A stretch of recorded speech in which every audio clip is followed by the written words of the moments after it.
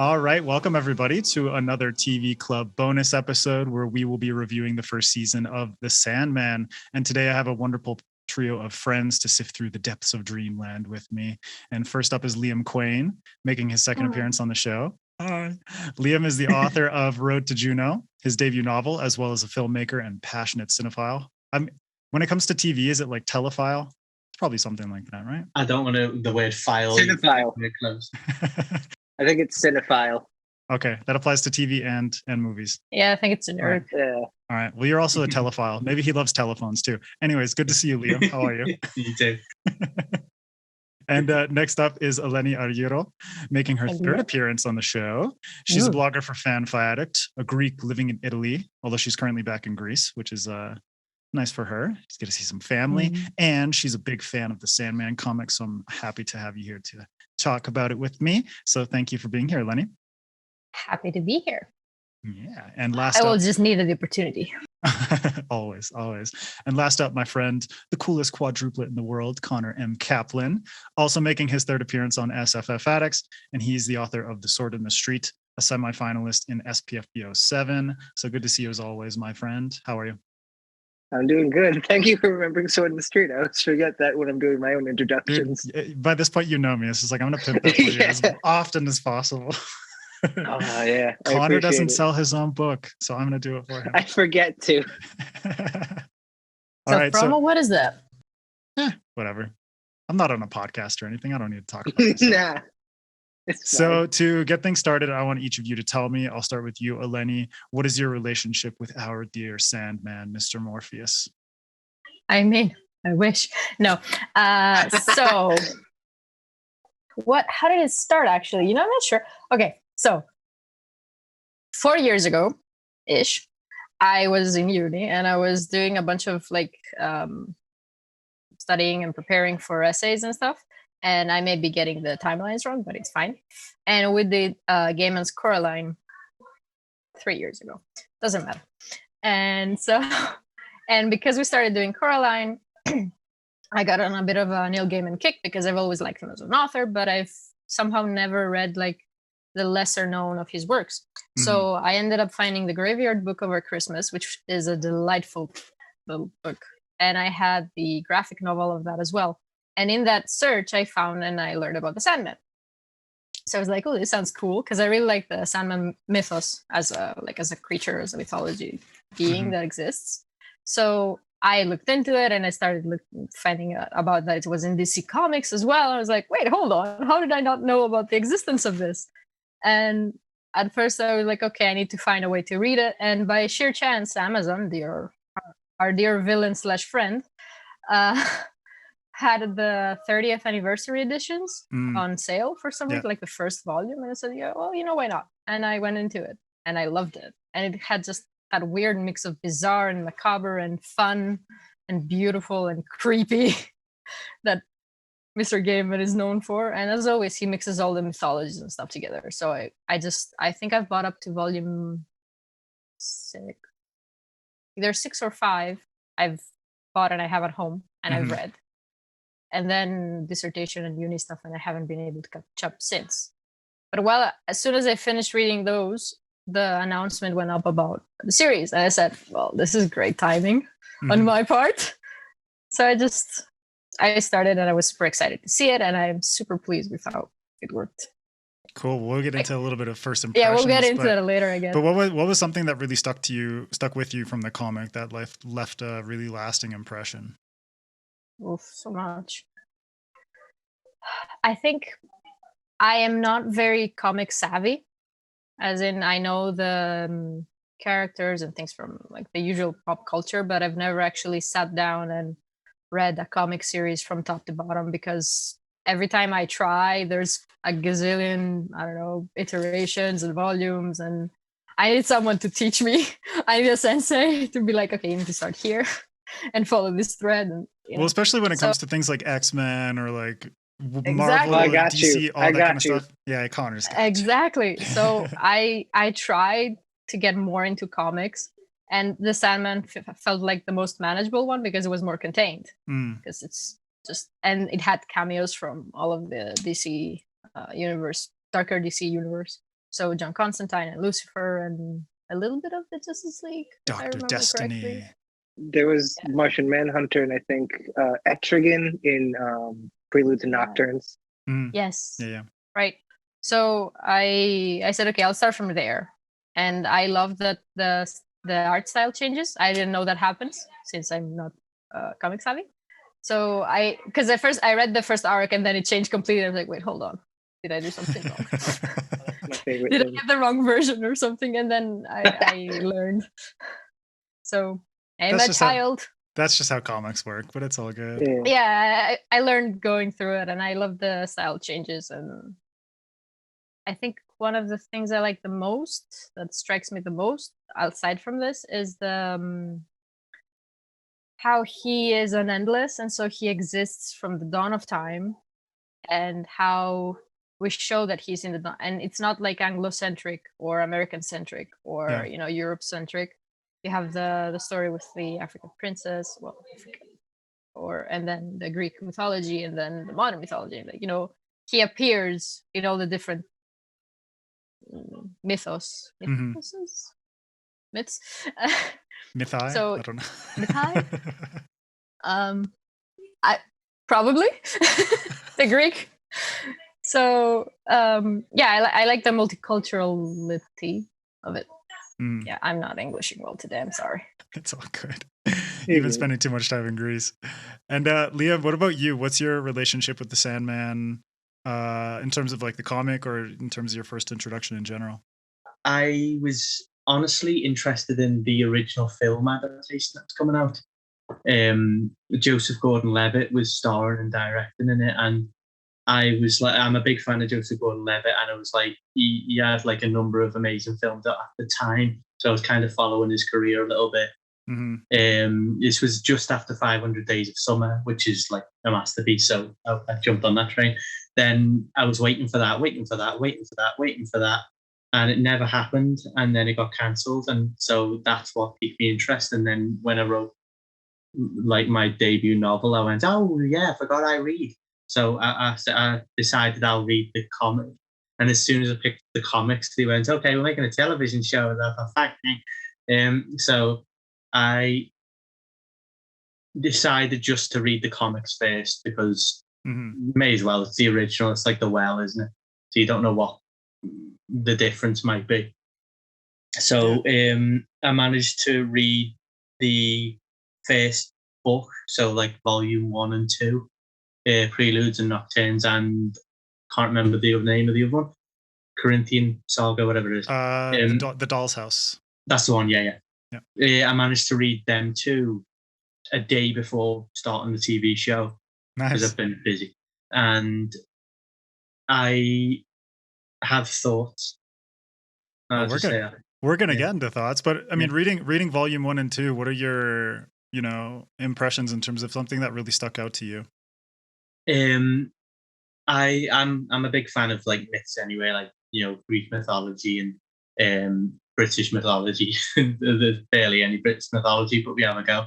And I've always been obsessed with like gods and the relationship with people, and this did give like a unique spin on it, because me and Neil Gaiman and Alan Moore, we all write in the same genre. And that was what was kind of, I'm like linked to these stories in my brain, because we have like shared interests, if you know what I mean. So it's like mythology hits real world. That's my genre. That's what I'm like attracted to. It's like the modern British mythos. Yes, yeah. Dystopian fiction from the 1980s made modern. Like that's it. Yeah. Nice, cool. And Connor, what about you? The Sandman was always something I was vaguely aware of, because like the first thing I ever like consumed voraciously was comic books, and I think the Sandman and Neil Gaiman in general is something like, if you're reading comics, it's something you're always like vaguely aware of, in the same way like anyone who reads comics is kind of vaguely aware of like really great writers like Alan Moore or like Grant Morrison or any of the people like from the UK who sort of took the industry by storm, I think around like the 80s and 90s. Yeah. And I always knew it was really good. But when I was a kid, it was like Number one, it was like I was too young to be reading it, and around the time I was like old enough that it was like this seems like I'm this seems like the kind of thing I'm like allowed to read now, or even like get my hands on. For a while, I just couldn't get a copy of it even. Yeah. But by the time I was like old enough to actually be like in the sections of like a bookstore where they're allowed to give it to you or anything, I was sort of moving away from comics, and I only got back around to it in 2019.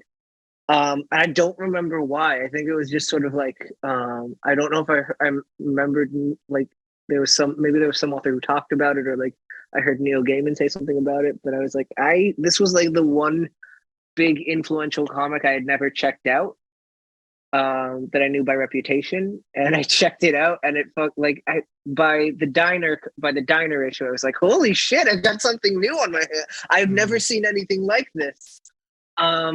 And then Seasons of Mist came around, and it changed my fucking life. I love that one. Oh my God. It really just made me rethink a lot about just everything, like my outlook on like just everything, like life in general. I got like weirdly existential for a few weeks. And it just changed my head a bit. And man, I think I was really drawn into it just from the perspective. I think Neil Gaiman is really good at taking advantage of whatever medium he's in, and with comics, he's really good at cutaways that build empathy and set stakes. And you have a lot of room to do that in stuff with panels without devoting a significant amount of resources to that in the way you could with like a POV shifter in a book or a cutaway in a show where you have to build a set. And he does it really like the diner scene is the best sort of example of it. Like in any other comic, like you would have picked up at issue number 7 with him walking in on with Morpheus walking in on the diner, but spending that whole time like seeing that built empathy and set up the stakes for like what was coming. And that was when I was like, holy shit, this is something really cool. I've got something really cool on my hands. I need to read the rest of this. Yeah, I mean, for me, that's one of the big things too. You know, like really strange. Like my high school library had comics in it, and Sandman was there. Not all of the issues, but it's like I read, I think up until Seasons of Mist there. Yeah. And then later on, Tread the diner. later on, you had a diner in high school. Yeah, of course. Later on, there's a weird guy with a ruby sitting in the corner. Yeah, it's like, who the fuck is this like weird cracked out Dr. Destiny dude? But then I picked it up later on when I got an iPad and I got Comixology and started reading comics that way, because it's like physical comics I love, but obviously it's a bit tricky sometimes. And I've since finished the whole series, volume 1 to 10, and then I started rereading them just back in June when I was on vacation. I was reading The Hero of Ages by Brandon Sanderson, and that was really like dense and a hefty tome, as Sanderson is wont to do. And I was like, I need something like not lighter, but at least like counter to that. So I wanted something visual, and I was like, oh, Sandman's coming out in a TV show, I'm gonna start reading that again. And then I've since gone through volume 1 to 5, just doing that. They're and just like falling back. By the way, they're on Kindle Unlimited right now. They're all free. Oh, nice. Well, I already have them, but anyone listening, go pick them. Like if you want a digital copy or something, that I was seeing it yesterday because I realized that everybody was going to be buying the physical copies now, and I was like, oh shit, I'm gonna run up. They're gonna run up before I keep buying them. And so I went to like find them, and I saw they're all on KU. Yeah, nice. That's good. Very convenient timing. Sorry, parentheses. No, that's all good. And yeah, Connor, similar to you, it's like what really stood out to me about the Sandman is the fact that it's really eager to take risks when it comes to its storytelling methods and format. And the fact that it could do an entire issue or an entire volume where Morpheus, the titular character, barely appears. He's just like a side note to whatever's going on. Obviously, like it all ties into his sort of like mythology and his role as the Sandman. But the fact that that Gaiman would just be like, yeah, fuck it, we're gonna spend all this time in this diner, and it's gonna be just like the most tense, nerve-wracking thing, and you're You've just gonna ever be seen like, in your life. yeah, you're just gonna be Right. like breaking at the seams emotionally, and then by the end of it, I'm like really satisfied that I don't need to spend more time in that diner, but I was happy to be there, and that happens over and over and over again, even with things Right. like Dream Country, which is a bunch of vignettes. Yes. All these vignettes, it's like they feel like very satisfying, self-contained stories. And Yeah. while all of them, it's like not uber successful or anything like that, or just like blowing my mind out of the water, I'm like, cool, I was happy to be there, and I'm really, you know, visually and sort of like mentally satisfied and stimulated by everything that Gaiman presents in these stories, regardless of the Yeah. fact that it's like some things are super cheesy, like Dr. Destiny's representation is super cheesy, but then it's like, it's a DC comic, and comics are really Yeah. cheesy Yeah. all the time. They're so cheesy. So that for me was the big thing that is like carrying through, the fact that risks are taken, and the fact that there's an inherent trust placed in the reader Yeah. to be able to get plopped down into a new circumstance and not be like completely lost or anything like that, because contextually as a storyteller, he does a super good job of establishing a setting and characters, and just grasping you within like 2 to 5 pages max, you know? Right. I remember the scene with it, is it like Nada and Hell? Mm. Where Hand. the I don't forgive you scene. I remember getting to that in the comics, being like, wow, it's been a while since I read a comic centering a piece of shit. All right. This is new. I mean, it's like I've been there before, but like this is not wholly uncharted territory, but like, man, Hello. this is bold. I really Yeah. like this. But it's like bold in so many ways. Visually, it's super bold.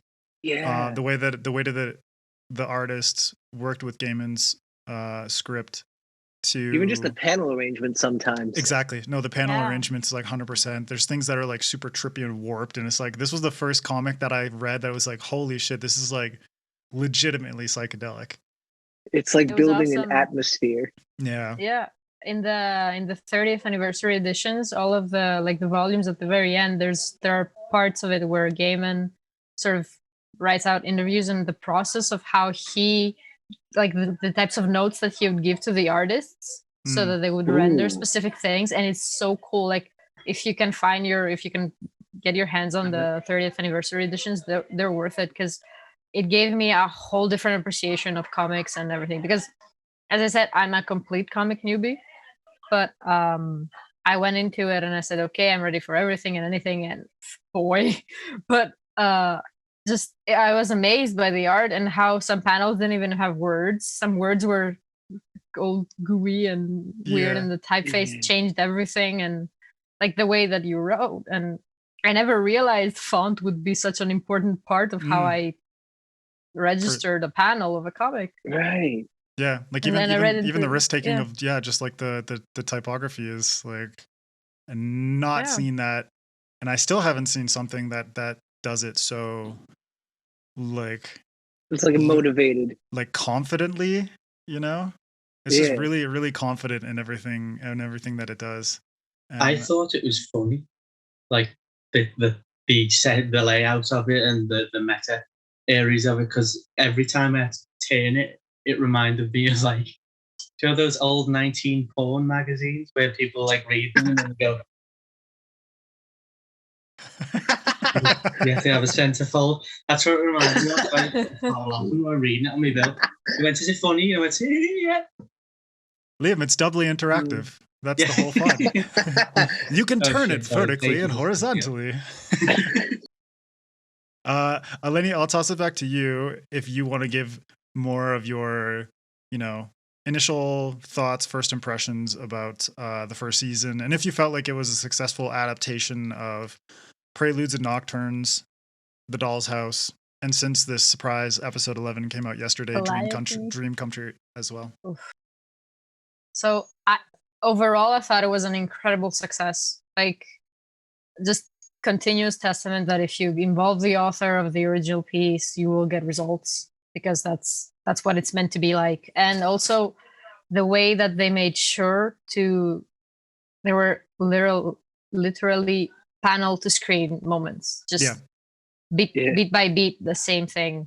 Like And whole dialogue lifted. Whole dialogue, like Death and Morpheus meeting up again, or the bit with Calliope where their last interaction before she leaves, or so many. Oh my gosh, the end of the diner. Like I need to go by order because there's so many. But let's backtrack a little. Okay, let's give my thoughts some order. So production wise, it's incredible. Like the music is amazing. It's not overt in some parts, and you have a soundtrack and it keeps you going and it keeps you hooked, and it's beautiful. The CGI was awesome. I thought it was great. Because for the most part, we will get into that. For the most part, but I mean, come on, like Goldie. Yeah, Goldie's cute. I think the only moment where I thought the CGI was slightly less was with Azrael, the demon, Azazel. Okay, so it was just that moment of that looks like a Pokemon. Yes, it looked like Ghastly. It looked exactly. It was like that looks like a Pokemon, and I guess it fits with the whole deal. But at the same time, it's the less like the whole surrounding is CGI, but that extra part was just too much. It was like, okay, this is fake. No, it looked like Looney Tune, like in Space Jam, it did! Where you have that like strict like dichotomy between like here, this is real and this is animated. Yes, exactly. Like, that's some Space Jam shit. Like, where's Michael Jordan? Yeah. Azazel was such a comic book design, though, wasn't he? Because he looked like a torn page. That's what he looks like. So seeing it in the real world, it'd be like, okay. It was also true to the comics. You gotta make it look like a cracked hammer or something. Like a little overly faithful in a show that was very faithful. And then my only other grievance, let's say, and I wouldn't call it a grievance exactly, it's more of a me being persnickety. It was Lucifer. I love the gender bend. I love Gwendolyn Christie. She's amazing. I did not think that her version of Lucifer had the same, I want to say, gravitas. Yep. And sort of, it didn't have the same gravity, it didn't have the same charm as, Bowie, but, like, I think that Tilda Swinton would have been a better fit, if that makes more sense. Like, her sort of coldness.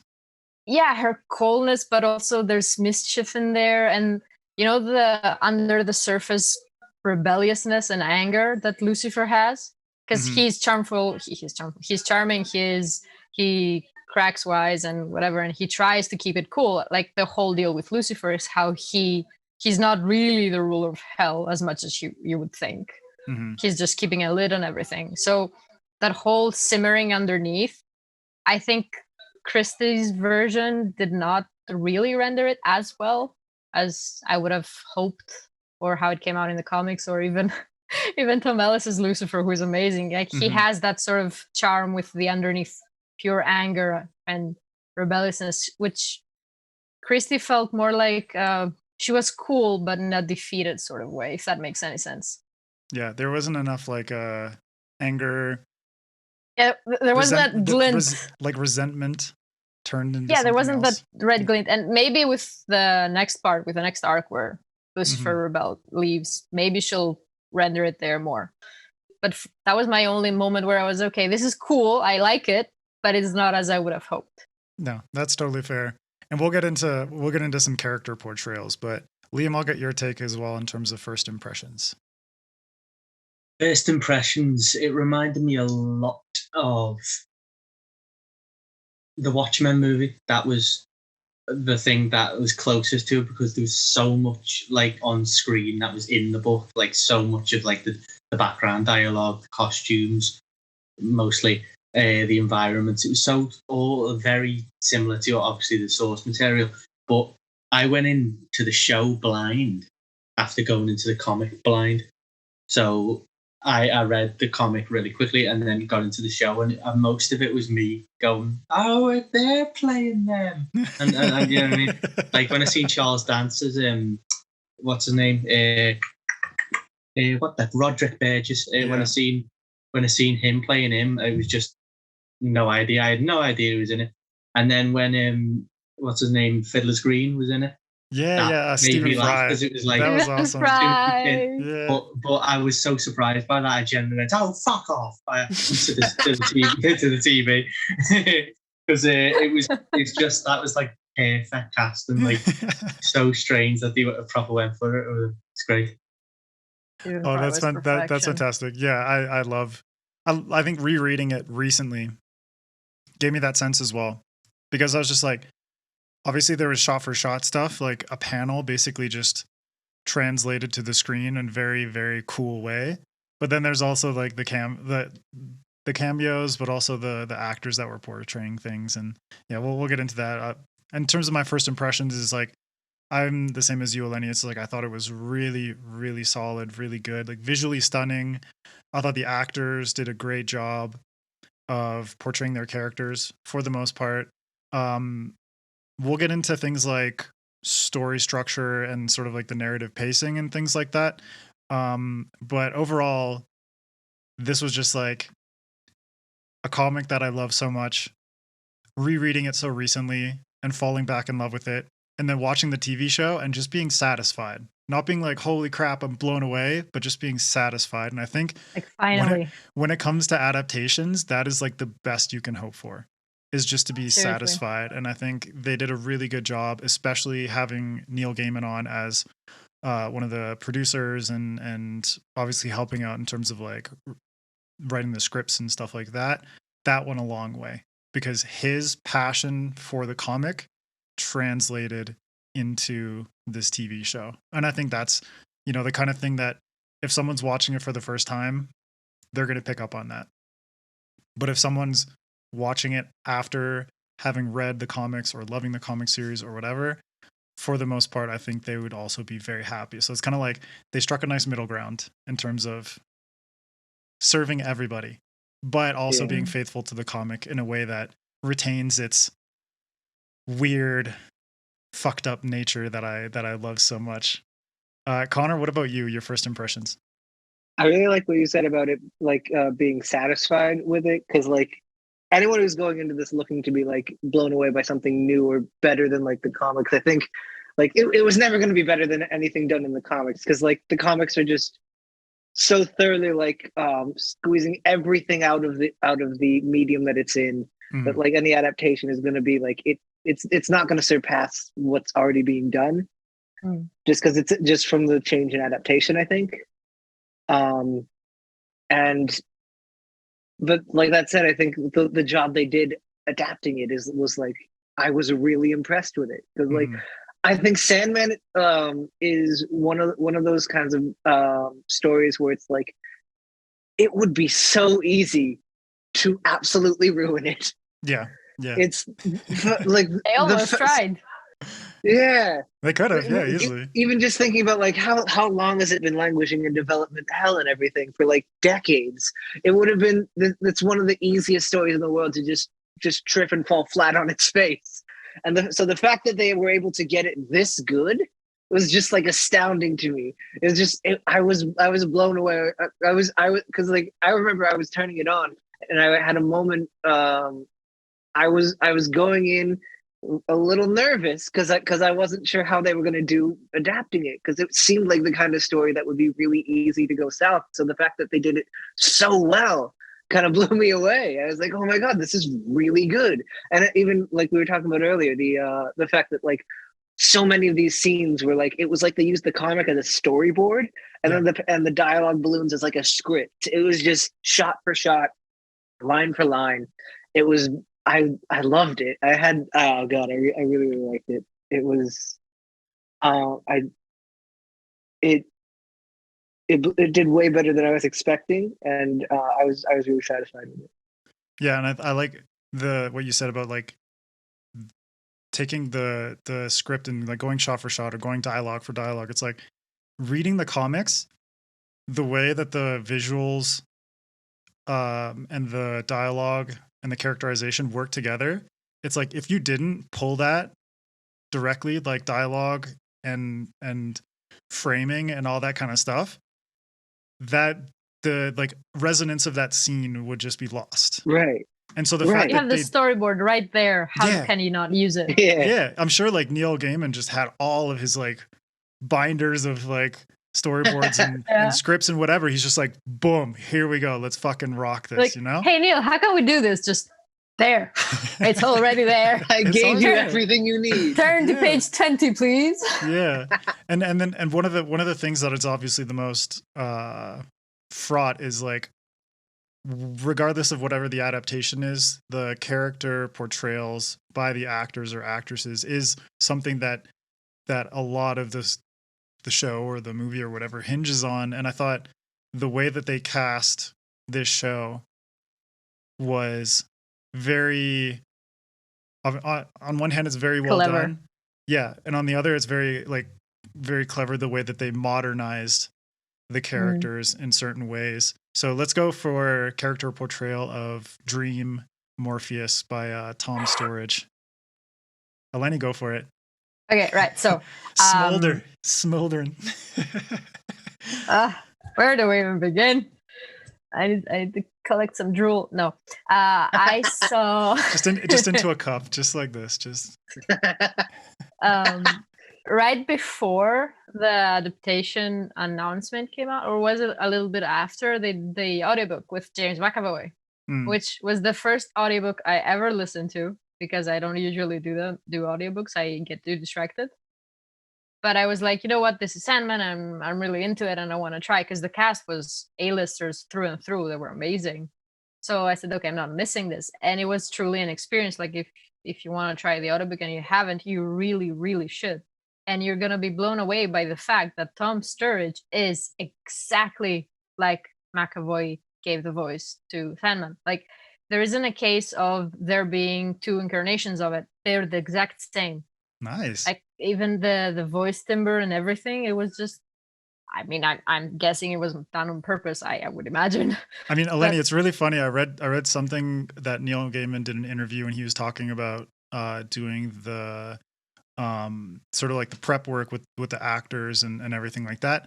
And the scenes with Tom Sturridge at the beginning, he just like would just come in and be like, no, you're not Batman, you know, clean it up for a little bit. Like, don't be... It's like, I'm the Sandman. It's like, no, just like yeah, I can see that happening.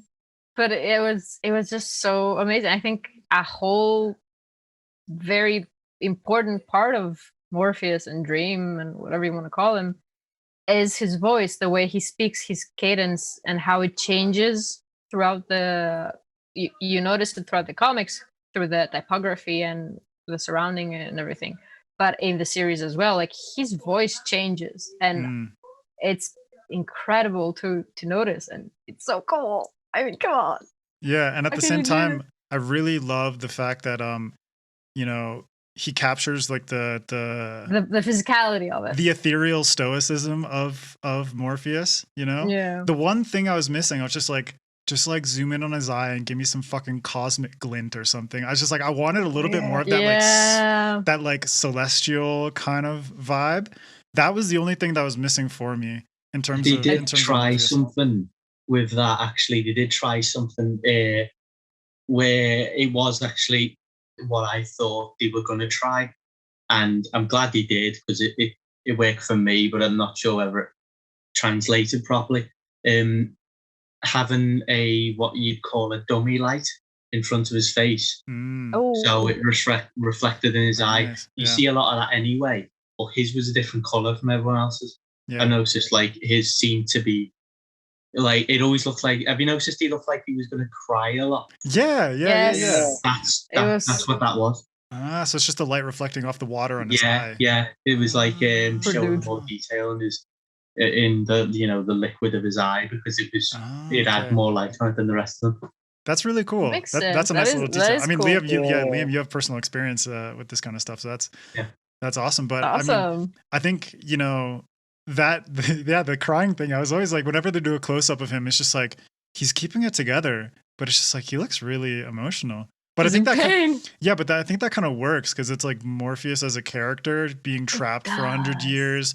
Even in the comics, it's like one thing I'm really glad they didn't bring over, although it would have been funny as hell, is if they gave him flames on his jacket.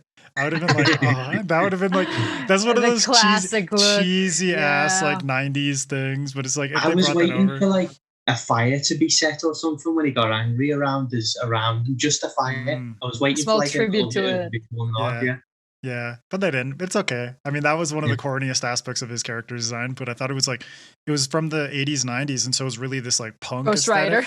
Yeah, it's like this punk aesthetic, and I thought, you know, in the comics, it's really funny. Like Morpheus's face kind of like changes a lot just over the course of like a single page. It's like at times he looks exactly like Neil Gaiman. Right. And then other times it like he looks like someone from Velvet Underground or something like that, you know?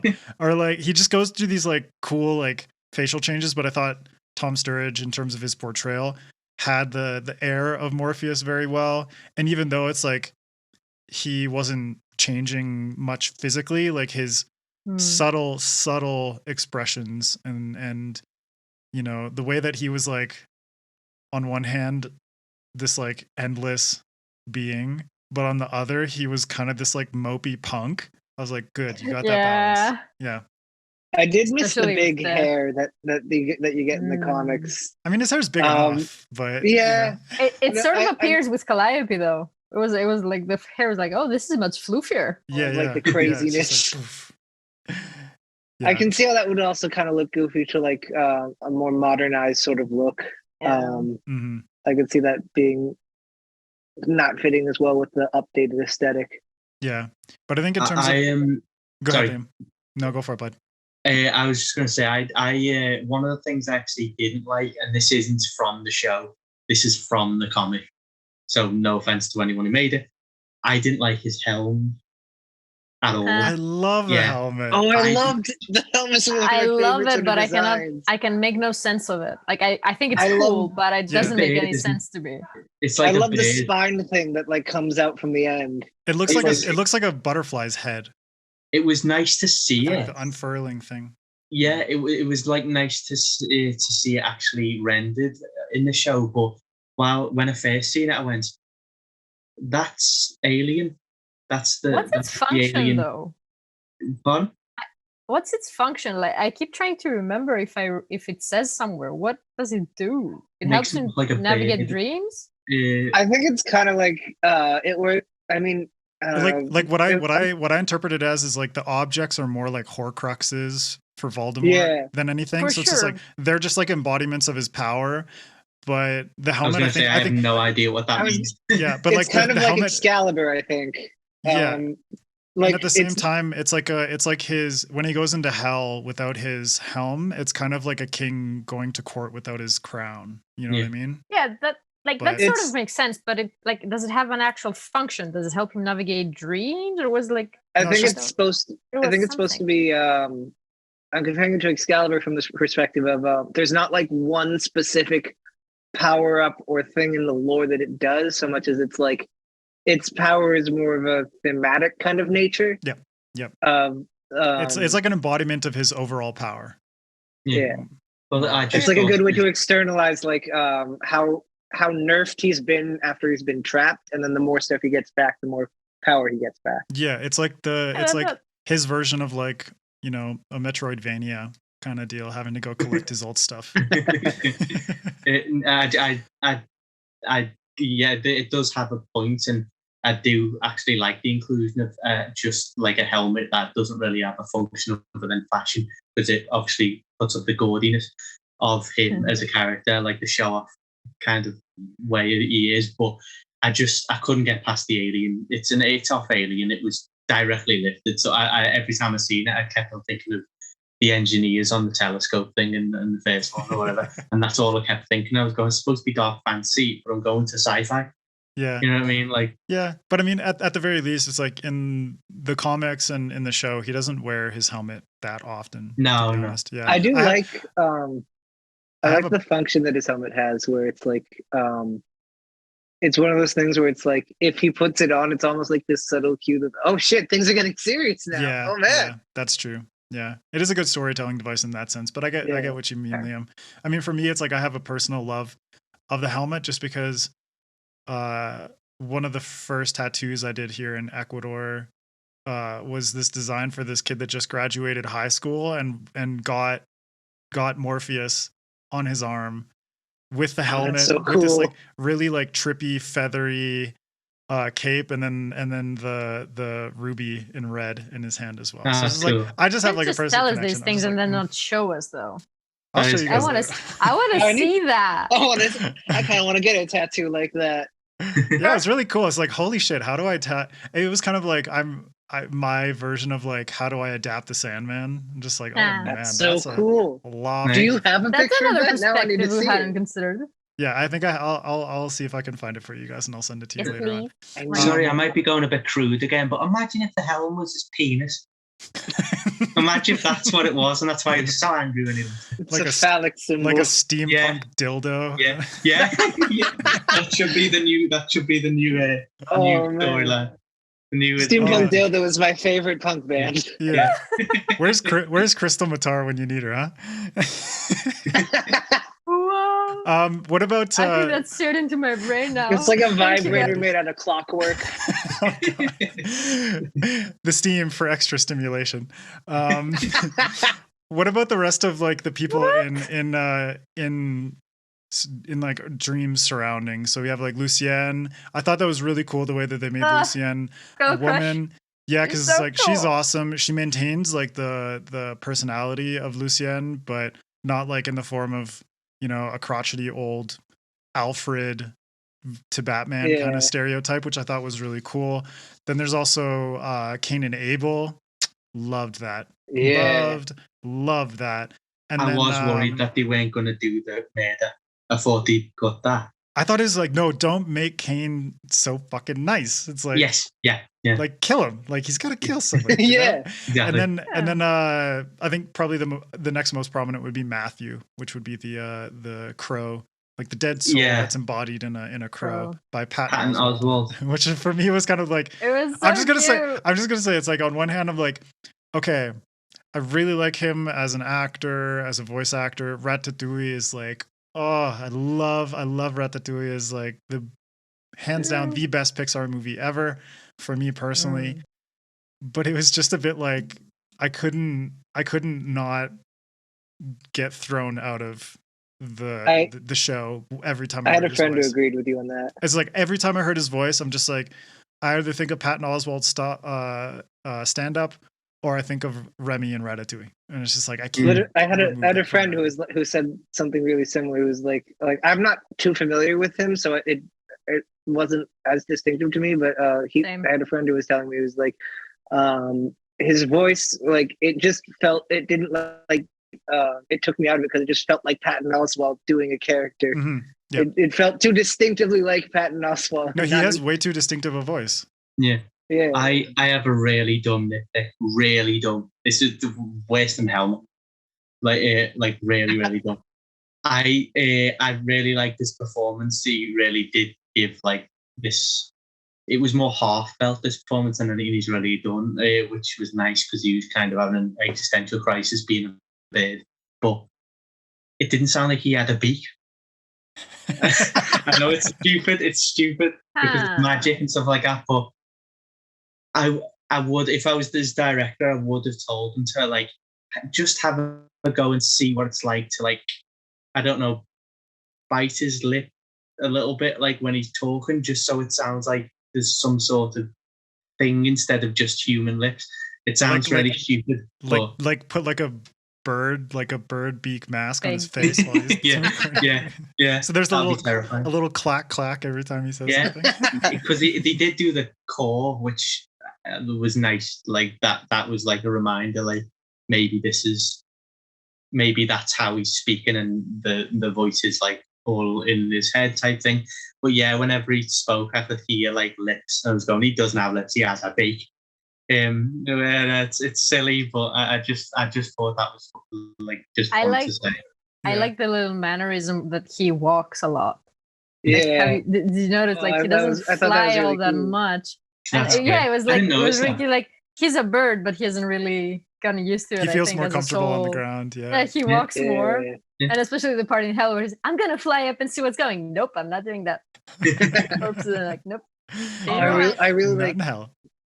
Speaking of that, I really like the oldest game in Hell, the way they did that. Yeah. Well, since Eleni brought up Lucifer earlier, what did everyone think of Lucifer and the sort of representation of hell? I really liked it. I can see how it will be a little off-putting that she was a bit too cold or something. I thought that sort of coldness or distancing was more of like a court intrigue kind of a thing. Like she's holding some stuff back. Mm. From the perspective of like it's kind of like they're doing a lot of political posturing and maneuvering in like hell being treated as a kingdom almost. Yeah. And like so I thought a lot of that coldness was her trying not to give too much away. And I read it as like there was an undercurrent of coyness to a lot of that. That I really, really liked. But there wasn't enough menace for me. It felt almost, I don't know if this is going to make sense. It like a lot of her tone felt almost cat-like, if that makes sense. Yes. I thought it worked for me, but I can see it like it's subtle enough that I can see how it might not. It's not going to work for everyone. Yeah, Liam, what about you? Well, I honestly think it'll help if you've only read what I've read of it, like volume 1 and 2 and part 1 of and volume 3 of 1, 2, and 3.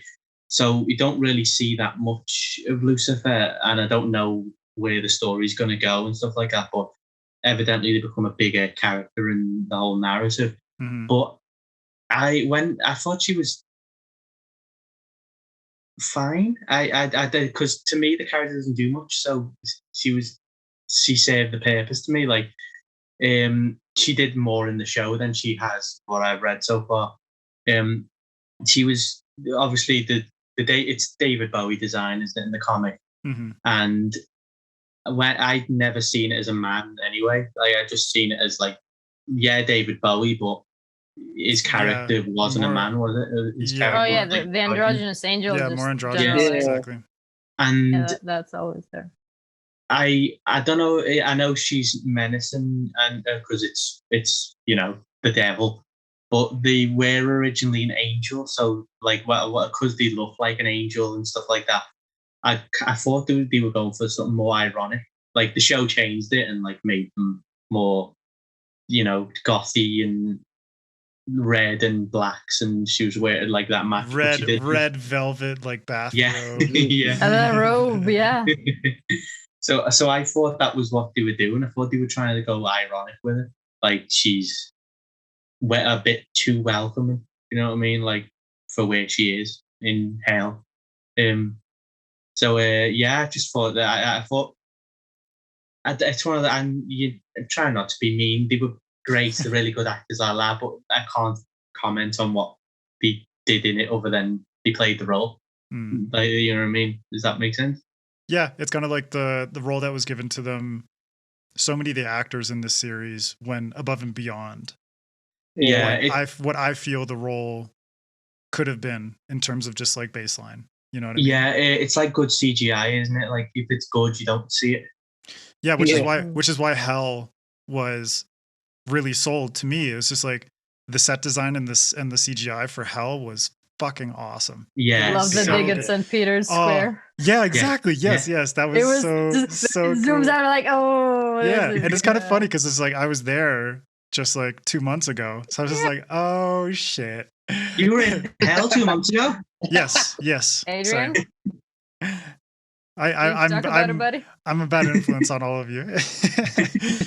but also like the small details, like the demons looked awesome, like really good. Mazikeen was ace.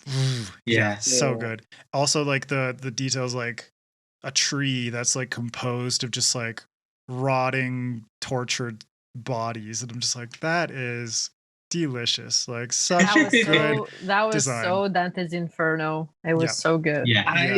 There's like a panel from the comics just seared into my brain from like when those trees show up, where there's one of them has this panel being like, "I thought it would stop hurting." Ooh, Yeah. yeah. Because there's in the comics they have like all this like background dialogue of all the people that are like suffering in hell.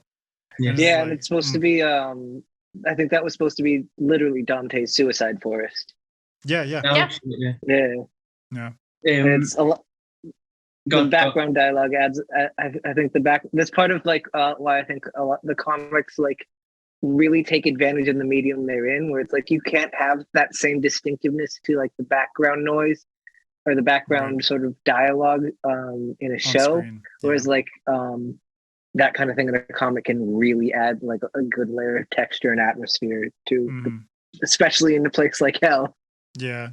Just like those panels where you see like it's a super zoomed out panel. You don't even see the characters, but you just see the speech bubbles of the different things that they're saying. Exactly. Even those kinds of panels, they're awesome. Even like that one line about "I thought it would stop hurting" or something, I think it's like a tiny bit of foreshadowing for the twist about hell in seasons of Myths. Oh. The game, like the actual fight. Yeah. They have it reminded me a lot of because it's done completely different from the comics, isn't it? It's not like the colorful smoke in the comics it's like I don't know, they're like doing like it's like a bar, like a slam poetry kind of thing. Yeah, it's like slam poetry or like a rap battle or like karaoke on stage. Yeah. It's so cheesy. But the way they actually made it this time, it reminded me a lot of. I'm so happy the fact that I get to name this. It reminded me of My Hero Academia. Specifically the show though, because the director of that show likes to do when the budget and the action gets ramped up, he closes off the environment and it just leaves it black and has the characters alone in a black void moving, and it looks very realistic because all the focus is gone on the character movement, and that's what it reminded me of when the horse come out the darkness. Like I thought I was watching that like live action, so I really like love the game the way they did it. Yeah, and that really accentuated the fact that it's like here are these two celestial beings. Yeah, how do they fight? Dueling each other in a game of wits, you know? And I just like I love that. And then just like the delivery by Morpheus at the end of just hope. And I'm just like, chills. I was just waiting for it. I was like, so good. So what about the major villains? So it's like we have the Corinthian. narrative. The Corinthian and Dr. Destiny. We'll do Dr. Destiny first since he took up the first half. It was his focus, and then the Corinthian was more the major focus of the second half. What were your thoughts on the villains? Somebody go for it. I really liked them. They were, I think, some of my favorite parts of the whole show. Me too. They really amped up the Corinthian for the show, and I think it works. Because I think his whole plot line, I think, lends the show more of a through line. Because in the comic, he was just kind of like a bit of a side note. Yeah. You just cut to him at the end. You'd cut to him at the end of an issue and he's just killing a gay man and eating his eyes or something. Yeah, like, exactly. Yeah. It'd be like, oh God. But like you didn't get much of a sense of like how long he's been here. And I think the show what's his deal, it's one of the things that I think this show does a bit better than the comics in terms of mining it out. Like this guy's been here for like fucking 100 years. Yeah. Influencing basically like the modern foundation of like American serial killers. Right. So, that whole convention. That whole thing was hysterical. I love the way they built. They did the reveal in the show as well, where they're all sitting at like the cafe and everything, and they just at first you're like, oh, they're like con organizers, and then slowly they're revealing how fucked up each of them are one by one with the off-color comments that they're making. Yeah, everyone's just like, oh, this is to die for. Like I could kill for another one of these. The death puns. Yeah, exactly. And then just also Gilbert like entering each room and slowly finding out like his eyes widening a little bit, which was like these conferences fucked up. Cereal for children. I I'm trying to remember. They didn't have the scene of him walking into the elevator with the Corinthian, did they? No, they saw each other in the lobby. elevator closes while he passes. Like they sort of cross each other in the hallway, I think. Yeah. Yeah. Dr. Destiny, I was a bit miffed with what they did with him, only because they cut out my favorite part. They did do it, but they didn't do it the way I kind of wanted it to be done. I didn't think they were going to do it at all, though. So we got like kind of half of it. But the car ride. Oh yeah, I was wondering. But with the car ride, like that was the most memorable part for me, because I knew it was going to happen. As soon as he got in the car with the gun, he was just, he's going to kill the person.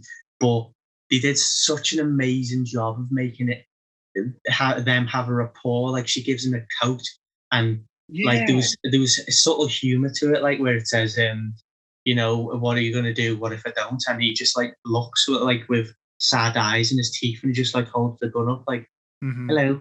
And she goes, oh yeah, shit, forgot. You have one of them. And I love the exchange so much. So like, even though like, and you knew it was going to come, when he actually does fire the gun, I genuinely went, oh, you prick, out loud. I was genuinely heartbroken when he did it. That scene stuck with me. That was like the first, like, I know I mentioned like issue 6 was when I first was like, oh, this is really new. I've never seen anything before. I think the scene at the end of the car ride where he shoots her is like the perfect sort of segue into issue 6. Because for me, I was blown away by that, because I remember reading that for the first time thinking, oh, they're establishing a rapport. Maybe he's not good. Like, he's insane. And he's not operating on the same logic we are. And for a while, like, as they were building rapport, I was like, maybe she's gonna get out of this, because it seems like they're really like sort of. The thing is like his logic is no lies. And so the moment she like starts lying, then it's just like, yeah, you're done. It's like you've broken his logic. I thought she was gonna make it out in the car ride, and then when she does, I was like, "Oh, that's brutal." I didn't have that same reaction with the show, because it did the opposite, didn't it? She did make it out. I think they were too scared to use the gun, because they removed they added some at the beginning, but then as later episodes went on, they took out all of the guns, everything to do with all the gun violence. And part of me was going, is this like a scheme? Because I know Hollywood's got this idea now where they're going to try and phase guns out of major productions to try and ward off people getting influenced by them. It's a stupid idea, because other people are going to make films with guns, and it's silly, and they're the only ones people are going to watch. So the pro-gun messages are the only thing they're going to hear, because they're going to avoid major Hollywood films because it doesn't appeal to them. So it's a silly idea to get rid of guns and things. You have to do it legislatively, and they just won't. But it was when the guy behind the cash in the in the gas station. Gas station. I was going to say petrol station. When he gets exploded. Yeah. When he gets exploded, it splashes on the window and it says no smoking. And that was when I clicked on, because that's what they said they were going to do. They said they were going to, like smoking in movies, we're going to phase out guns. That's what they said. So when I seen that, it kind of like connected it together. It might be completely false, but that's all I. If they did, that is some very subtle messaging right there. Yeah, I might be just making it all up, But yeah, I was just like, what I was looking for was because I was looking for it because he didn't use, because when the gun wasn't fired in the car, I was looking for a reason why. You know what I mean? So that's how I spotted that image. So maybe it's true, maybe it's not, but I don't know. Interesting. I'm trying to remember what happened to the protection amulet in the comics, because I'm trying to remember where that came in. I have no memory of that part. I kept thinking about it. I was like, in the comics with her and his mother? I'm pretty sure the mom gives it to him as well, and that's how he dies. That's how he escapes from the Arkham. Is he basically turns everybody into like flesh jelly, spaghetti, whatever the hell. That was the part which got me in the comic. Sorry. Don't worry. Eleni, No, what's your take on Dr. Destiny? I loved him. In the comics, I was actually wondering how they were gonna portray him, like physically picture him, how they were gonna bring it onto the screen, and not like I wasn't Skeletor. yeah, because when I first opened and I had at the back of my mind from the name, he was familiar. I thought like he's a villain somewhere else, and I've seen him before, but I don't know how he became the way that he became, and then whatever. And he was so incongruous with all the real people, you know. And I was wondering why is nobody actually reacting more to that? Yeah. And I think it worked well in, like, I know they removed the Justice League references for rights reasons and whatever. Yeah. But I think it worked really well with David Thewlis is amazing. Like the way he portrayed this vulnerable, sweet, hurt creature that is not really there, and he has a logic, but it's a very flawed logic, obviously. Twisted, yeah. It's so twisted, and the whole way I like the car ride. I wasn't exactly disappointed that it changed, because I was on edge the whole time. Like 24/7 kept me on edge the whole time, because especially like the way they changed the cinematography and the way that they would focus on the different reactions of the people and how the camera would change, and him just being meek and soft, and then the moment that he sort of snaps and he sees a lie, it's like, the look upwards, and I'm like, ooh. That the villainous now is the nature moment. of him, yeah, exactly. Or the nonchalance with which he says, "Oh, arson." It's like, oh. There was a bit of a slow burn going on in the car ride, I think. That was not and then the same in the comics when it starts with the gun. Yeah, exactly. It was in the moment where she looks up and she's like, wait, like she's registering, wait, arson, and slowly putting the pieces together. That was the moment she realized she fucked up. Yeah. Oh no. And then the way also later on in the diner, when the moment when everything starts going insane, like the key moment where everyone starts to fuck around and whatever, like the way that the camera pans following him around the diner, inside the kitchen, grab the vanilla ice cream, and then sit at the TV and watch about pandas while the mess is going on behind him. It's so awesome, because that was incredible. The TV is just like, the pandas get like the absurdity of they it. consummated for the first time in 15 years. It's just like, it's so beautiful. And it's like him and his own little personal vanilla zoo, ice cream, watching his human zoo as they just like fuck each other and then kill each other, and things just go crazy. It was just brilliant cinematography and like brilliant filmmaking right there. Just the mess all around. It was hysterical. It was brilliant, and it was a moment of what? Yeah, it's so good. Sorry, go ahead, Liam. Go on. I'd love that you just mentioned the ice cream. I loved the ice creams, like the symbolism of it, because everyone says vanilla's the boring one. And I think vanilla's the best, but it's him eating vanilla. To me, I was going like, he's not having fun. It's like he's the gatekeeper for everyone else's fun. He thinks he's like helping everyone, so he's like doomed to only eat vanilla, as opposed to everyone going Rocky Road gangbang. Rocky Road gangbang. Poor John D. Poor Dr. Destiny. That's my favorite genre. But I thought that episode, this narrative is very distinctly split into two, with some through lines. It's like the first half of the season leading up to 24/7 in the diner, which was just amazing. Like that for me was the highlight of this entire season. Yeah, and that kind of culminates with Dream getting all of his tools back, all of his Horcruxes, whatever you want to call them. And then the rest of the season, it's like a slow sort of like meander towards the doll's house, which I thought was a little bit weaker than the first half of the season.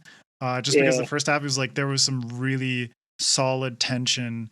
Every time it went back to Dr. Destiny, to John D, I was just like, shit's coming, and I didn't feel like the second half of the season had that tension.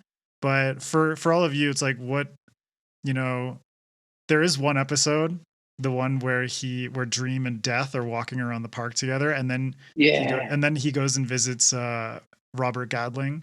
That was my other favorite episode of the season. But what did each of you feel in terms of like the structure and pacing of this? Because the comic itself really takes advantage of the sort of like vignette nature and these disparate stories that are threaded together through very subtle cues. Did that work for you in terms of like television in the same way that it did with the comic? That it was like, we have preludes and nocturnes, which is more or less the first half, and then the second half is Doll's House. I think it worked for me. I think the Corinthian does a good job of bridging that gap. Because you see him here and there in the first half, but he's not like a huge major player. And then you have that moment to breathe right after in The Sound of Her Wings with Death and everything. And then I like the way eventually when they go into Doll's House, suddenly he's like he turns into like the big focus of everything. Mm-hmm. And he's almost charming in a few scenes that in ways he wasn't in the comics. That was my biggest grievance. I was like, how dare you make him this charming while doing this awful at the same time? He has teeth for eyes. You know, like he kidnaps the kids, and there's a part of me going, oh, he's good with children. But then there's the guy that he has sex with, like Rose Walker's old room, her friend. And it's just like, you know, he makes a comment about like, you sure you don't want to take off your glasses? It's like, if someone's like pounding me up the butt, I'd be like, take off your glasses, buddy. Yeah. Like, take them off. Give me some respect. It seems like you can't see them. You don't. The last thing you want. Show me those teeth, handsome. Sometimes you don't want to be looking into your reflection while you're going at it, you know. Well, there's a king for everything, you know. That's fair. That'll be a perfect time for me to jump in. A king for Leo. Let's talk about your own reflection. I loved his performance. He kept on bearing his normal teeth. He kept on he kept on just doing this like weird vampire thing that I really loved about his character. Because obviously he's wearing his character on. He's physically performing as him, not just speaking as him. It's great. Yeah. And regarding the structure of the whole thing, I thought it was a bit meta, but it also looked like at first, because as I said, I've only read the first 3. It looked like Neil Gaiman didn't really know what he was doing halfway through. As in, it looked like he didn't know what to do, as in the story, because he finds the items alive, like the MacGuffins are gone, and he's sitting on a bench feeding pigeons, and then gets given shit from Death for not having the balls to find a new story. That's that's when he looks most like Neil Gaiman too. Yeah, it that's is. Literally, but that's the beauty I think that's of literally what happened. Like that's literally what happened as he was writing it. I remember seeing an interview he gave where when he started the book, usually he had a thing where DC Comics would give you in this era you'd have 12 issues, and that was what you could reliably expect. And then if your sales weren't great, they'd cancel the book. And so he started it being like, I'm going to write something that's probably going to be a critical success, which means it's going to be an absolute flop as far as sales are concerned. So I should only really plan out for 12 issues, and it'd be great to do more, but like it's probably not going to sell enough to really do that. And then like so he gets like he plots out the first 8 issues and then a couple short stories. And I can definitely see. I think it's issue 8 when he has to wrap that up, and it definitely seems like he's leaving things hanging. Where he's like, "Well, I don't know how much I can set up now. I have these next few issues, but I don't have enough space to really commit to any full arc afterwards." And so it seems like he's trying to wrap up that one story, but he can't. He doesn't know if he's going to get renewed yet, so he can't throw in a hook for something else yet. Yeah. But that imagery of him on the bench is just perfect. It's so it's fitting. great. I love it. That was my favorite episode. Yeah, and Tom Sturridge just like nailed that. Just moping and throwing. He's got this sort of Tumblr. The dichotomy of it, like he swaggers outside of hell, like defeating everything, and then next scene he's just like pigeons. Yeah, But that episode Like, was such what a mood. for me. That was I'm like, glad they kept the baguette. yeah. Yeah, for me it's like, even though it had two more or less like distinct arcs throughout the season, that transition episode was a breath moment. it was a perfect representation of Yeah. what the comic did so well and what I think the TV show is actually doing a good job of adapting, which is to do these like side stories that have nothing to do with what came before, and it's Yeah. still being satisfying. Like, it puts you in, especially with Robert Gadling, like Yeah. after everything with death and just like musing on the nature of life and death and friendship and everything like that. And then like Robert Gadling is just like, what is friendship over feels. time? And then it's just like when he goes back Yeah. into that bar and he sees him, and I'm just like, Yeah. and Robert Gadling smiles. I was like, Yeah. Polite to make one's friends wait. I was like, Oh yes. god. even Oh, even man. Endless need friends. It was so heartwarming, you know? Yeah. Yeah. That was my favorite episode, that one, out of the whole show. I and love that think he it was becomes good- more human. Yeah. Sorry. Yeah. I think it was because I thought it was going to get cut. I thought that was never going to be in it. The bench with Death, she Yeah. doesn't appear again. So and that's not going to be in it. Hal Gadlin's never going to be in it whatsoever. That's just ludicrous. And the fact that it was not only was in it, but like almost identical Yeah. to Yeah. everything was Oh, shot. oh my God. Dream's haircuts in each era. I was Yeah. just like, oh, Yeah. fuck. The moment where yes. he looks like Arrow from Twilight was Yeah. the top. I was But like, sure, oh my that God. was like, It's just like is this how perfectly- dig at it's like- Michael Sheen? His hair is like perfectly straight and his face is so pale, and he's just like with this little fucking like outfit and shit. Oh, it was so good. It was so good. Oh man. But I think that episode really solidified like what I'm really excited for, which is the relationship between the different Endless. The relationship Oh, between Dream yeah. and Death was really well executed. And then With building toward Desire as well. building towards Desire. I yeah. loved what they did with Desire. but like building towards the climax, did you all feel like that whole Dream Vortex thing tied in nicely with the Corinthian? But then in the end, you find out that it was Dream's Desire all along. Desire all along, just like pulling the strings. Even though I think like the set design for Desire was just like way too fucking gaudy and ridiculous. I think that's how it was in the comics, although it was more shaded, I think. Yeah, it was more the CGI of like the I can see that. the outside of Desire's Shiny. Yeah, I was just like, that It's looks very cheesy as gaudy. fuck. Yeah, but the Mhm. inside is just like, okay, this looks like the Tate Modern or something like that. Yeah, it was that too. But how did It's you? very camp. Yeah, exactly. Yes. But I think Desire is quite a campy character. Yeah. Oh, Yeah. absolutely, 100%. I But think that's the whole point. But how did you all I feel about think- that whole Dream Vortex thing and the Corinthian and that wrapping up, and then Desire's machinations coming into play?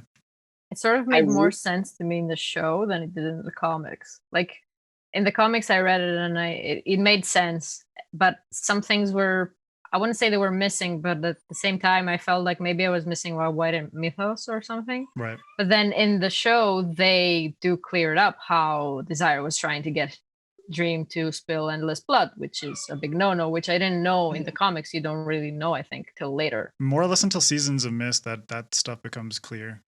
Yeah, so in the comics at that time, I was slightly confused. I was and I am focused on my protagonist. I was like, where is Dream?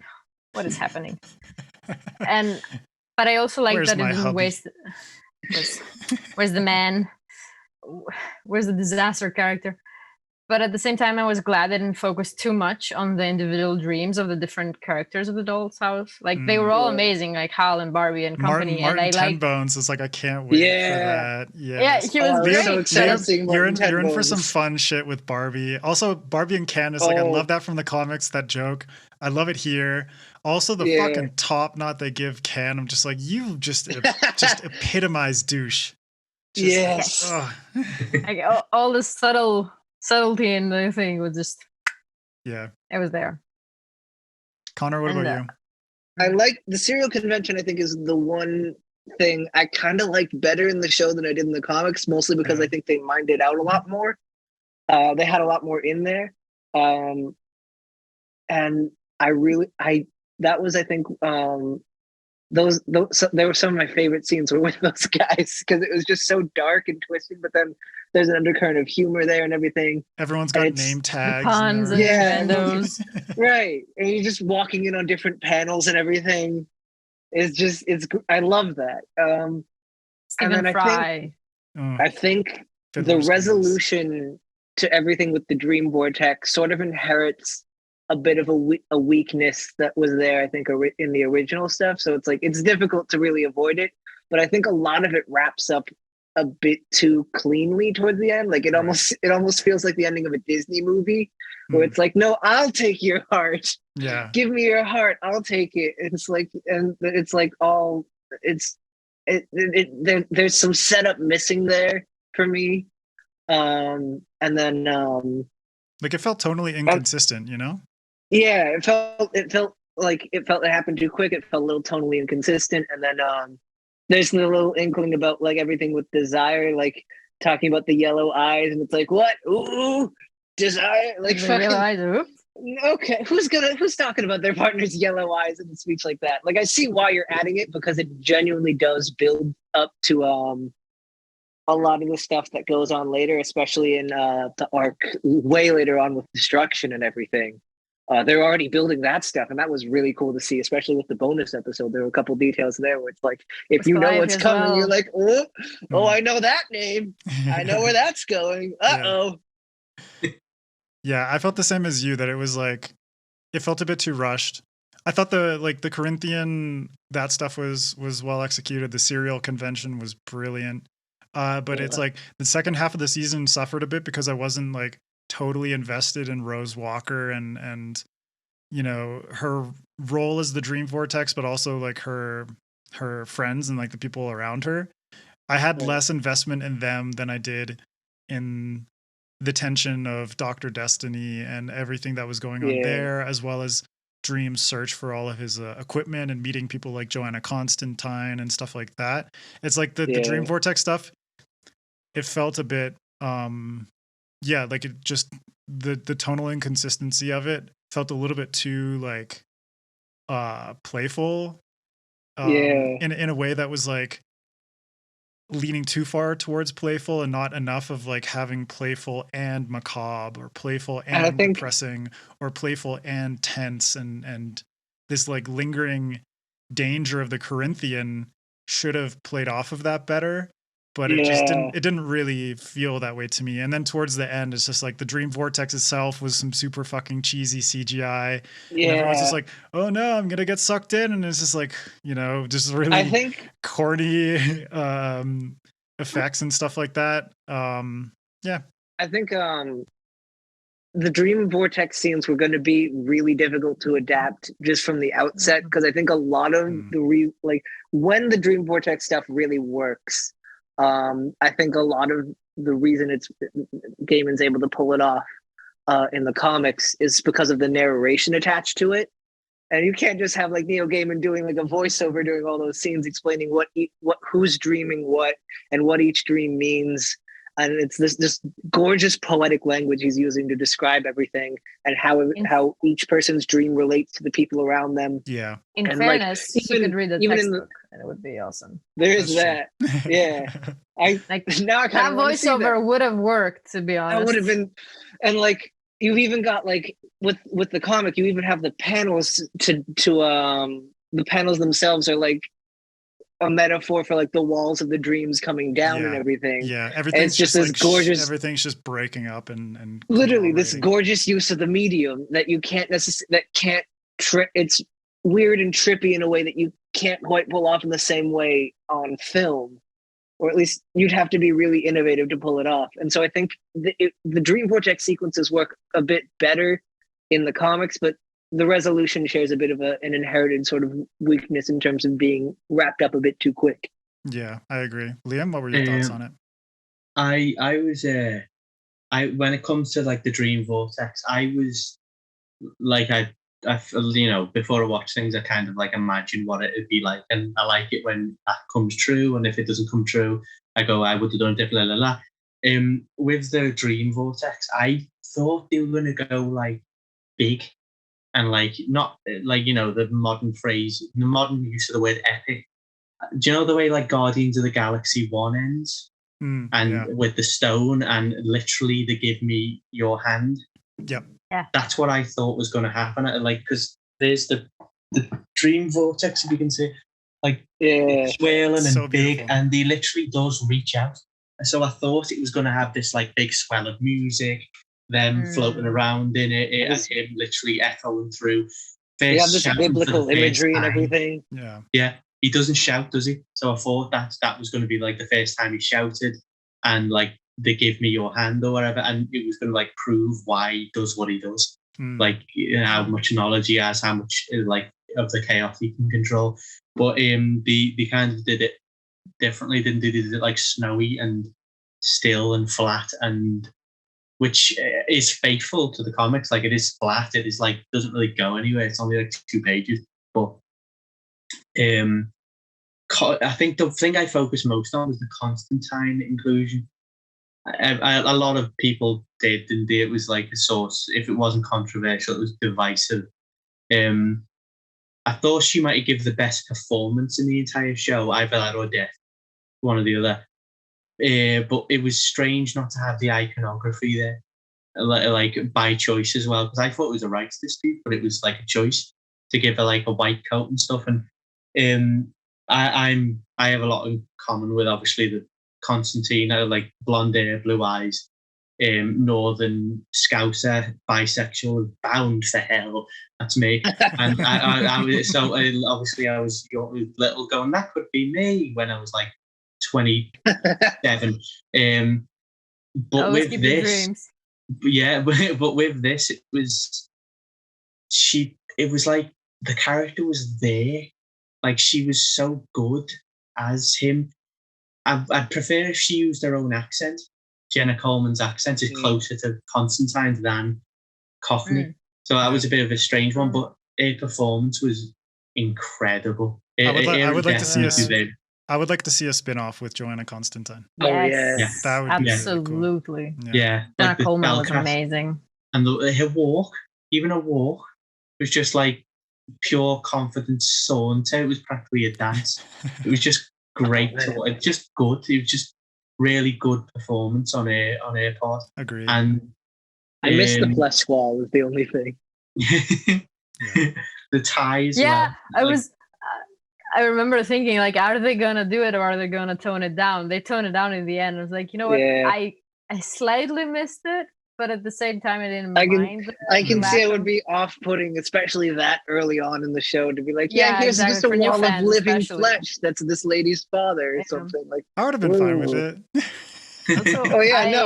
I wouldn't be complaining. I mean, more to be fascination, right? Yeah. But also the thing I can see if it's a bit of a turn off for a lot of other people. True. Yeah. Who aren't as familiar with the source material, you know? Yeah. Go ahead, Eleni.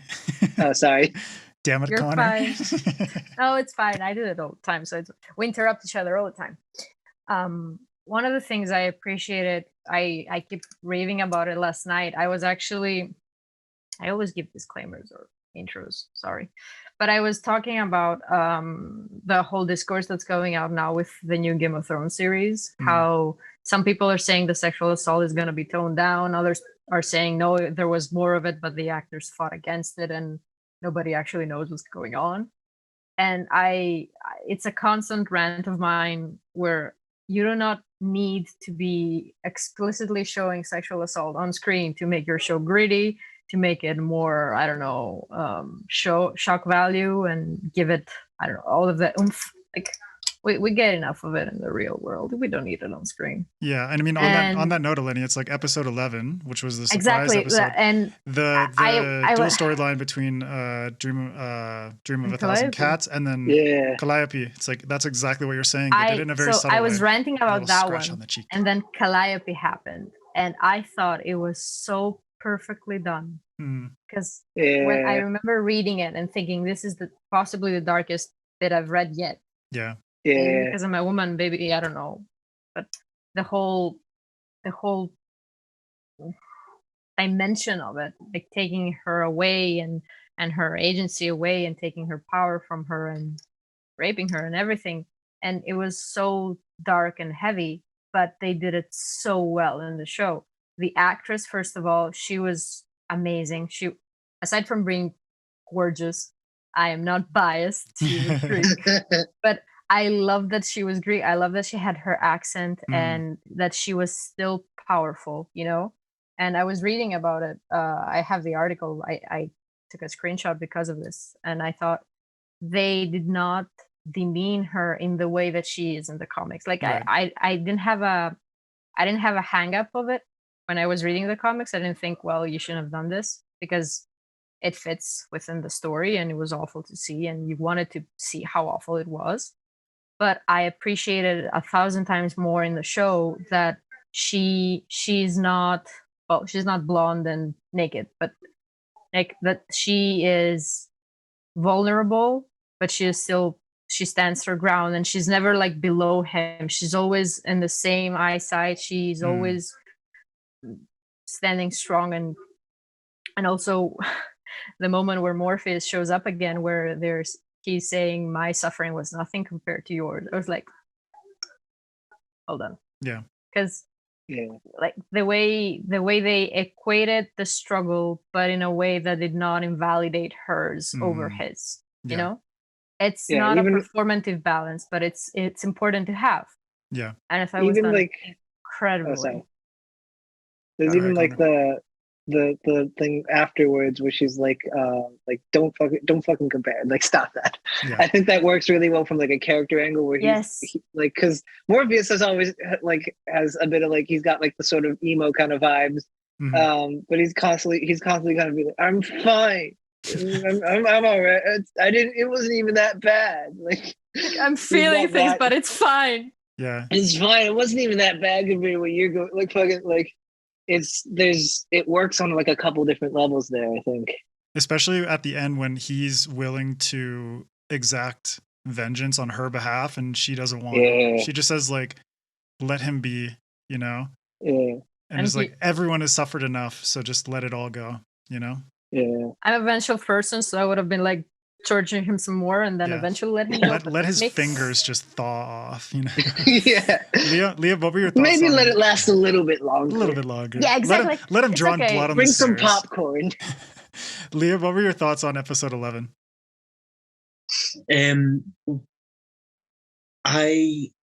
I obviously have like the visuals of it. They were nice as stills, but I don't really like that animation. I'm not a fan of it. It just comes across cheap to me. It's like 10 frames a second to cut out work, and I like anime and stuff. So like I'm used to like really nice 2D animation. So when there's too much 3D going on, and a lot of it is to save money, so I'm quite resentful. But with that, because it was about cats, and the other, obviously the other one was going to be hard to have actors like, you know, if you're going to have actors having to perform those things, it's very easy to have them do it vocally. It's a safer way of doing it, especially nowadays. Yeah. With such dark material and stuff like that. So that was I do understand why they did the animation style the way they did there. And my favourite one was the cat story, just because the other one's kind of uncomfortable a little bit. It gets more comforting by the end, but the subject material, it was nice. Like the cats were kind of, it had a sense of humor to it, but it was just, it's about cats. I like cats. Like you know, going on this migration, and like, you know, they get spoken to by like the high priestess cat, but she's not a high priestess, she's just a cat. And like the dreams of what they're dreaming of, and like the biting and stuff. The bite part at the end was brilliant. That was like so I cool. love that. Like, just you know exactly tossing some humans up in the air, and just taking a little. Right. It's so funny. And I don't know who played the main. Who was the? Do you know the main human? It was it made me laugh because it was a bunch of naked people with big fat asses, and they were all like standing there like giving sermons. I thought that was so funny. I think. And the main human, was that James McAvoy or was that Tom Sturridge? It was James McAvoy. Yeah, it was McAvoy. Yeah. So that goes back to the audio. It was McAvoy. Yeah. And that was my favourite out of the two. Michael Sheen and David Tennant as well playing the humans. It was like how dare you give Sheen such a horrible character? I thought it was just such a nice, like, you know, cherry on top of the cake of this season, though, to release something like this. I was like, that's a really nice surprise, because I was thinking in my head, like, are they just going to skip Dream Country? Because for me, it's like, it's a bit too disjointed, you know, especially with like Shakespeare performing a play for Faye, essentially. It's I'm gonna be really sad if they skip the Shakespeare. I hope they do that at the end. Will. I think they'll probably do the same thing at the end of the next season. But I thought it was just a nice capstone, you know, to have like a nice story about cats. Obviously, the really heavy shit that Calliope has to deal with, but the ending of the episode, the acceptance that Calliope has, the smile on her face as she walks down the street was such a nice fitting end for this season. So I thought it was a cool way for them to bring everything to a close and to surprise everybody after such a stellar first season. And also that soft moment when she leans her head on him, on his cheek, and it's just like oh, not even like a kiss on the cheek. Like that was super intimate. Yeah, nothing. It was just like the moment like where they finally reconnect after something really big happened that we cannot wait to see and unravel. I was just like, amazing. All right, well, let's get some final impressions, but also if you feel like this was an effective setup for the eventual trajectory of the show. And I don't think season 2 is announced officially, but I can't imagine they're not already working on it. So what your hopes are for season 2? So Connor, we'll start with you. I finished with that little stinger toward the end with Lucifer and Hell. Like that whole extra scene was like, hey, you guys want a season 2? You ready? Like that was the whole purpose of that scene, and I was just thrilled because like I mentioned at the beginning, Season of Mists fucking changed me as a person, and I am just on the edge of my seat to see how they adapt it, because it's going to be really fucking cool, and I'm really excited to see where they go with it, because I think this season is a really good sort of setup for a lot of a good adaptation of the first few arcs, and they're even introducing some of the long game stuff early on, and it's like the missing destruction being missing, or Morpheus having a kid and things like that, and everything. It's like I really like where they're going with that, and I really hope I really think it's going to be really cool to watch them build on that. Yeah, me too. Eleni, what about you? Agreed with everything that Connor said. I am really excited. Like I was, like we said in the beginning, I was so satisfied with how they adapted it. I was low-key impressed that the fact that I had read just up to how they had what they adapted, and now I can read the rest. I was like, I have no spoilers. This is nice. But I think it sets up well. And I also think that it's a bit of a tongue-in-cheek with the stinger with Lucifer at the end, where those who haven't read the comics are thinking of what would possibly be coming that would be so terrible for Dream. Those who have read the comics are thinking, oh, it's nothing like you're thinking. We know what's about to happen. But it's also very satisfying in the comics. But it's also very satisfying, and I appreciate the hook, especially because the people who haven't read the comics are a big majority of the people who are going to be the ones that greenlight the show. Like the numbers matter, and I think that Netflix already are planning a second season. There's no way they haven't officially greenlit it, but I think the work is there already, because it was when you're number one on Netflix for that long, you're definitely getting the second season after that, you know? Yeah. Yeah, they usually give it 2 seasons before they change their minds. Yeah. And Liam, what about you? Unless they just can't stand having money. It has potential to go on.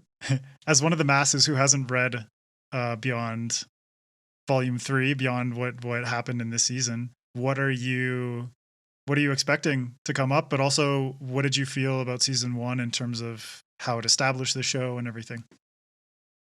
I did enjoy it. I was surprised how long it went on for. Like, I thought it was going to be like 13 episodes, and when it said it was 10 and then 11, I was actually quite shocked and a bit pleased, because 13, I think I run out of steam by 12, which I normally, I've dropped a couple of shows at the last episode, and I don't know why. I just can't be bothered. So I was happy it was like so short.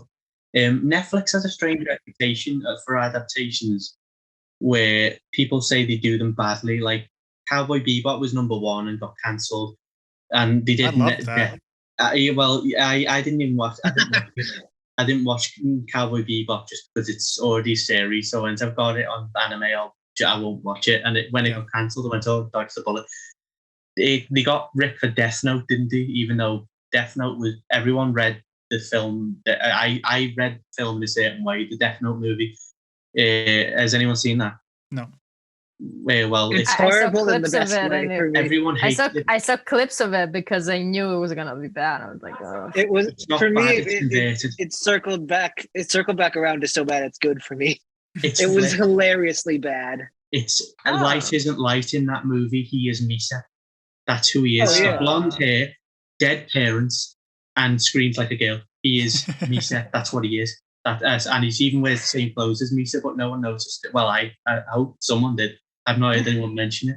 But Netflix are reliable when it comes to this type of stuff. And when the fanboys of things, they are fans. And I think with Neil Gaiman doing so much work for Amazon, I do think they're going to have a second season because they're excited apparently about it more than, some viewers are. Like, apparently just as a product, they're proud of it. So I heard similar things about Dune, and that's getting part 2. So hopefully it gets a second season, and I'll continue with it, definitely.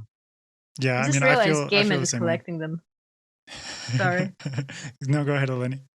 I feel like Gaiman is collecting the streaming services, like the One Ring to rule them all. He's got Prime, he's got Netflix, he's got HBO, he's got the Infinity sort of. Stones. I mean, he's got HBO, sort of. In terms of creatives, he's like the one person that I would want because he, this season for me was just an extension of him. And for me, he's one of those people that transcends mediums as a storyteller. Yeah, and I think he understands like every medium he's in. And I think this was a successful season of TV, even though it's just like felt a little bit disjointed at times, but as a whole product, it still works. And it's really, really solid. And I'm so fucking excited for season 2 because it's like, I know they're compiling certain things. So like Season of Mist is going to be in there. So it's like, I feel like they're going to have a lot of this sort of like structure that the comics have, where there's certain elements that come into play, even though it's different in terms of setting and characters, thematically, it's all tied together. And I just can't wait to see like how they adapt it